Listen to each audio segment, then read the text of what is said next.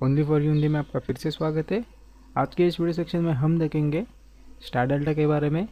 जो हमने पिछले वीडियो सेक्शन में देखा था वही कंटिन्यू करेंगे। टाइमर ऑफ वाला सर्किट हम बाद में लेंगे। आइए देखते हैं। आप यहाँ पे देख सकते हैं आपका सर्किट है। यहाँ पे एक पहला कंडीशन जो मैंने आपको बताया था, टाइमर, स्टार कॉन्टैक्टर और मेन कॉन्टैक्टर एक ही साथ पिकअप करने वाला सर्किट था, वो पहले देख लेते हैं यहाँ पे कैसे किया है। आप यहाँ पे देख सकते हैं ये एमसीबी में से फेज वायर आ गया, ये रिले के एनसी में गया, रिले के एनसी में से ये ऑफ पुश बटन में चला गया, ऑफ पुश बटन में से ये ऑन पुश बटन में गया, ऑन पुश बटन में से ये मेरा टाइमर के कॉइल को चला गया। इसमें से मैंने यहाँ पे लूप मारा है, आप देख सकते हैं यहाँ पे। वो लूप से मेरा इंटरचेंज करेगा। एक मेरा एनसी पॉइंट है यहाँ पे और ये वाला मेरा एनो पॉइंट है। यहाँ पे मैंने दिखाया है कौन सा वायर है। ये टाइमर के थ्रू मेरा एनसी से, टाइमर के एनसी से आप देख सकते हैं ये एनसी है, डेल्टा के एनसी में चला गया। ये जो डेल्टा का एनसी का ब्लॉक है ये यहाँ पे होएगा, इस जगह ये ब्लॉक यहाँ पे होगा। ये डेल्टा के एनसी से गया और डेल्टा के एनसी से ये स्टार कॉन्टैक्टर के कॉइल को गया। आप देख सकते हैं A1 के कॉइल को गया ये, और A2 अपना न्यूट्रल है। इसी तरीके से टाइमर का जो एनो पॉइंट था ये वाला, ये एनो पॉइंट से हमने एक वायर निकाला, ये वायर सीधा गया स्टार के एनसी को। ये अपना दोनों इंटरलॉक है, डेल्टा और स्टार का एनसी यूज़ किया है। स्टार के एनसी से ये वायर डेल्टा के कॉइल को चला जाएगा A1 को, और दूसरा वाला जो न्यूट्रल को कनेक्ट हो जाएगा। और यहाँ से एक वायर निकलेगा होल्ड डाउन से, आप देख सकते हैं यहाँ से एक होल्ड डाउन आया है। यहाँ से ये वायर हमारा टाइमर के कॉइल को कनेक्ट हो गया और उसी वायर से हमने मेन कॉन्टैक्टर पिकअप किया। यानी हम ऑन पुश बटन भी दबाएंगे तो पहला हमारा टाइमर चालू हो जाएगा, टाइमर के साथ ही हमारा ये स्टार कॉन्टैक्टर लग जाएगा, क्योंकि एनसी पाथ मिल रहा है उसको। ये सब ये एनसी है, टाइमर का भी एनसी है। और जैसे हमारा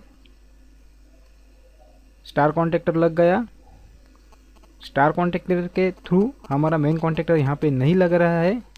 ऑन पुश बटन से ही ये टाइमर के साथ ही ये कॉन्टैक्टर चालू हो रहा है। आप देख सकते हैं यहाँ पे ऑन बटन से डायरेक्टली सप्लाई मेन कॉन्टैक्टर के कॉइल में जा रहा है। इसीलिए ये सर्किट फॉल्टी है, चलने के लिए चल सकता है, और आपका टाइमर का एनसी अगर इसमें फेल हो जाता है तो डायरेक्टली मोटर आपका डेल्टा में घूमना चालू हो जाएगा। स्टार डेल्टा का कुछ मतलब ही नहीं रह रहा है इसमें। इसीलिए और एक तरीका है वो आपको करना है, वो भी देख लेते हैं।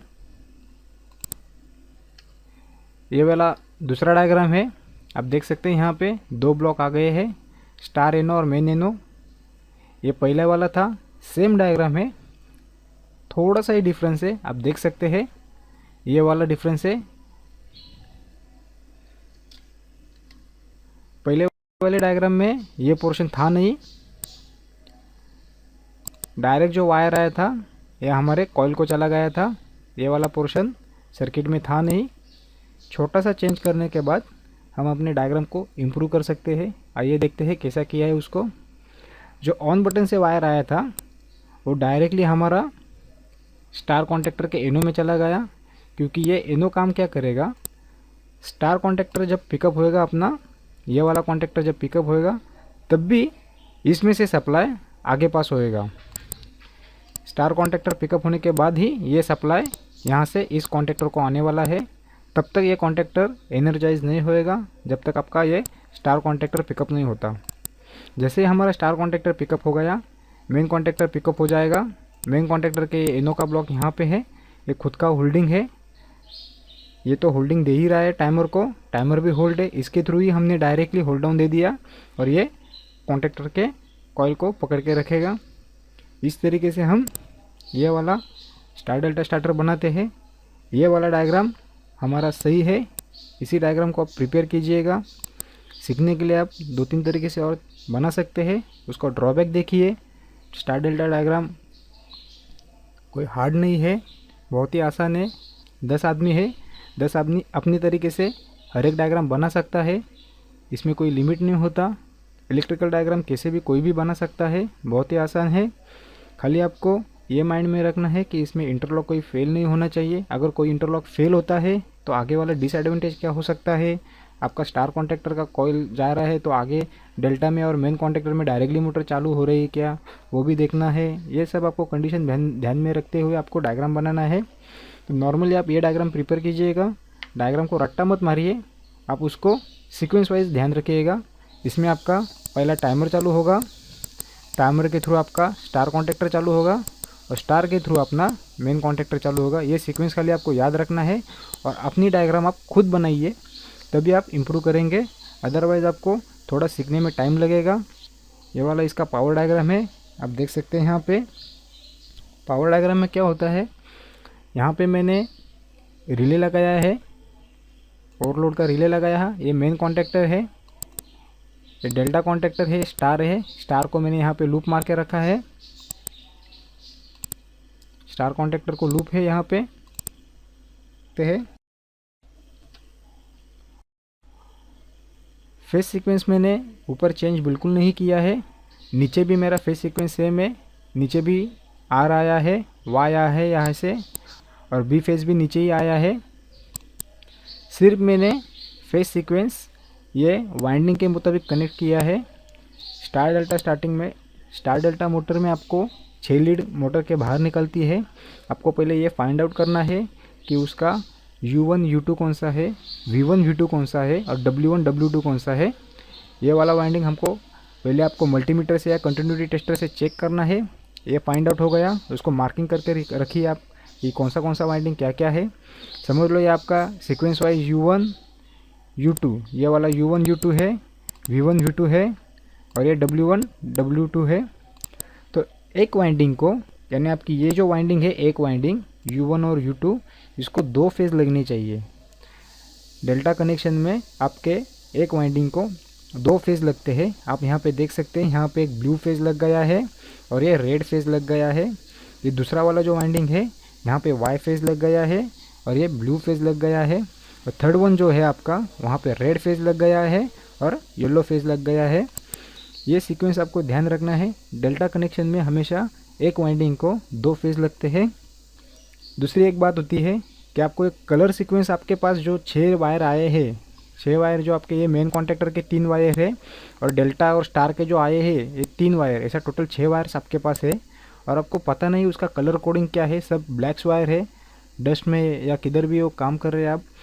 स्टील प्लांट में मैक्सिमम में आपको देखने को मिलता है कि वायर का कलर कोडिंग पता नहीं चलता। तो उस कंडीशन में आप कैसा फाइंड आउट करेंगे कि आपका फेस सीक्वेंस का वायर कौन सा है और डेल्टा का स्टार का वायर कौन सा है।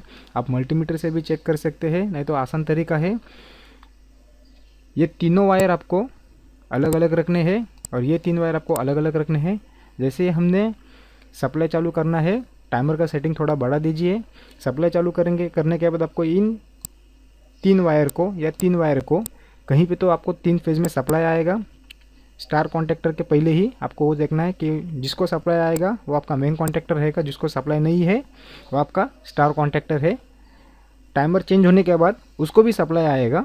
तो आपका पहला ये फाइंड आउट हो गया कि आपका फेज़ वाला वायर कौन सा है मेन कॉन्टैक्टर का।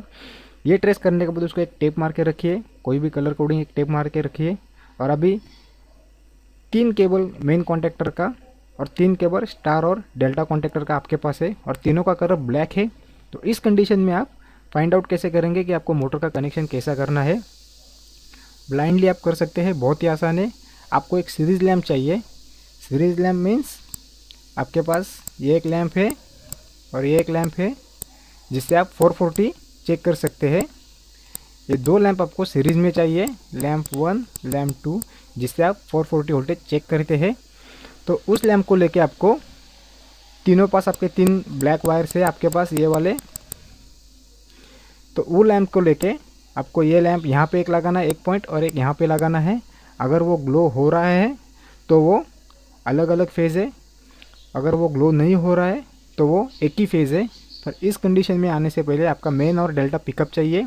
तो पहले ये फाइंड आउट कर लीजिएगा कि कौन सा वायर ग्लो नहीं हो रहा है तो वो एक ही फेज़ है, उसको टेपिंग कर दीजिएगा। जैसे आपने टेपिंग कर दिया आप कनेक्शन कर सकते हैं, आपको फेज सीक्वेंस पता चल जाएगा, आर कौन सा है, वाई कौन सा है, बी कौन सा है। समझ लो यहाँ पे आर का कनेक्शन कर दिया तो उसके अपोजिट आपको वाई का कनेक्शन करना है।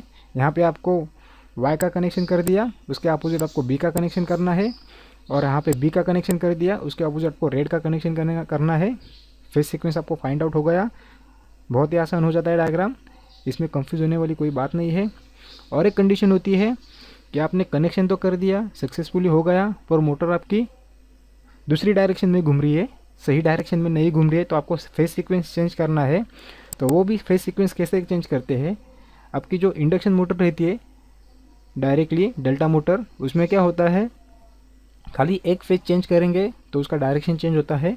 यहाँ पे भी वैसा होता है, पर आपको ये लाइन वाला जो है, ये लाइन वाला फेज सीक्वेंस आपको चेंज करना पड़ेगा। कोई भी एक फेज इंटरचेंज करेंगे आपका ये प्रॉब्लम सॉल्व हो जाएगा। और एक दूसरी बात होती है, दूसरा तरीका क्या होता है, मोटर के टर्मिनल के पास आपको फेज सीक्वेंस चेंज करना पड़ेगा, पर वहाँ पे आपको U1 V1 और U2 V2 इन दोनों के बीच में आपको फेज सीक्वेंस चेंज करना पड़ेगा। आप यहाँ पे देख सकते हैं, यहाँ पे एक सैंपल बताता हूँ मैं आपको। अगर आप मोटर टर्मिनल के पास है इस जगह पे मोटर के पास, तो आपका U1 और V1 का वायर इंटरचेंज करना पड़ेगा, एक यहाँ पे लगाना पड़ेगा, इसका यहाँ पे लगाना पड़ेगा, और U2 और V2 का वायर एक दूसरे के साथ इंटरचेंज करना पड़ेगा। तो इसमें क्या होएगा, अब जैसे आप सीक्वेंस चेंज करेंगे तो आपका पहले Y आएगा, बाद में B आएगा और फिर R आएगा, और इस जगह पहले आपका B आएगा, उसके बाद R आएगा और फिर Y आएगा। आप देख सकते हैं यहाँ पे कोई भी वाइंडिंग को दो ही फेज़ मिल रहे हैं, यहाँ पे किसी को भी एक ही फेज़ नहीं मिल रहा है। ये सीक्वेंस आपको ध्यान में रखना है, बहुत ही आसान तरीका है। अगर आपको ये वाला वीडियो पसंद आए तो उसे लाइक और शेयर ज़रूर कीजिएगा, सब्सक्राइब बटन पर क्लिक करना ना भूलिएगा, क्योंकि इससे मुझे बहुत सारा सपोर्ट मिलेगा और आपको भी मेरे लेटेस्ट अपडेट आते रहेंगे। ये चैनल सिर्फ इलेक्ट्रिकल के बारे में नहीं है, इसमें आपको computer hard disk repairing, laptop repairing, keyboard repairing जितने भी है, आप कंप्यूटर के अंदर एक एम्पलीफायर का सर्किट छोटा लगा सकते हैं। ये बहुत सारे वीडियोस में अगले सेक्शन में डालने वाला हूँ, देखते रहिए, सीखते रहिए। वीडियो देखने के लिए आपका बहुत बहुत शुक्रिया।